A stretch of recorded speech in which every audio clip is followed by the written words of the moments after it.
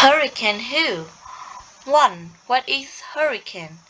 Tropical cyclone is called typhoon in Asia and hurricane in North and South America.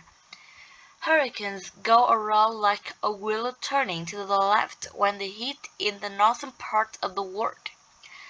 A hurricane has wind speeds for 600 kilometers per hour or more.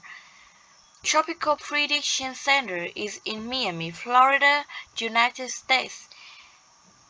It keeps an eye out for hurricane. 2. Hurricane names.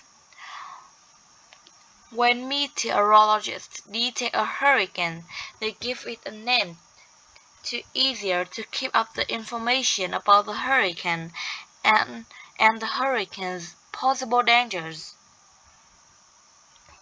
Hurricanes names is decided by World Meteorological Organization (WMO) and an international weather group. Hurricane's name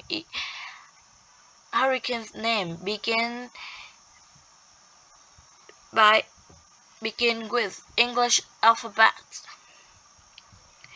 They start with in a list. They start with different letters. Hurricanes names